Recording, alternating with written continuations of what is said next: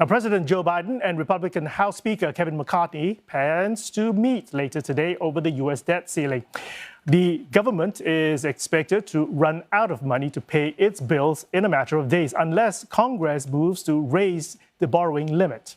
But Mr. Biden and the Republican lawmakers refuse to budge on their positions, edging dangerously close to a default that would trigger global financial upheaval. CNA's Elizabeth Neo illustrates just how bad America's debt problem really is.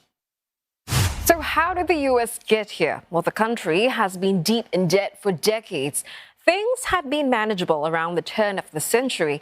That's the last time the government didn't have a deficit, meaning it made more money than it spent.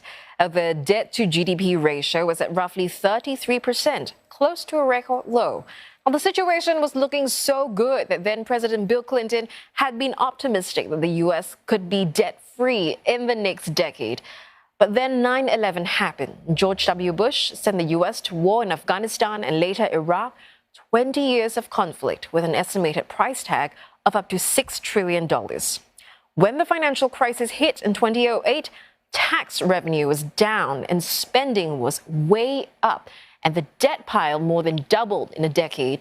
But fast forward to 2020, and the U.S. would churn out more than $4 trillion to fight COVID-19.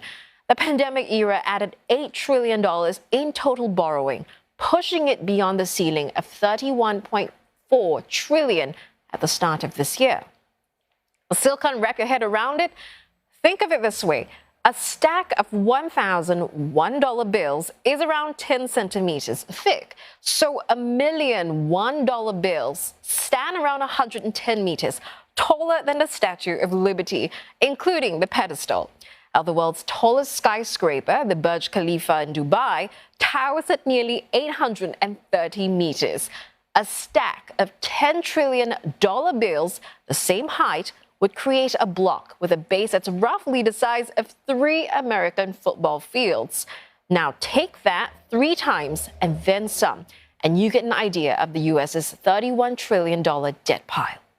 If we look at it in dollar terms, it makes the debt of other countries, such as China and Japan, seem like loose change. But it actually isn't as bad as it appears when measured against what's in U.S. government coffers. America's debt to GDP ratio reached 122% in April. That's the gauge of a country's ability to pay its debt. China's is reportedly nearing 130%. While Japan remains the world's most indebted country with a ratio of 260%. So why does it matter? Well, for one, when a country's debt rises faster than its GDP, the government gets more incentive to interfere in the economy, maybe even tax its citizens more. Debt must also be rolled over at regular intervals, and it's more expensive to service when interest rates are high.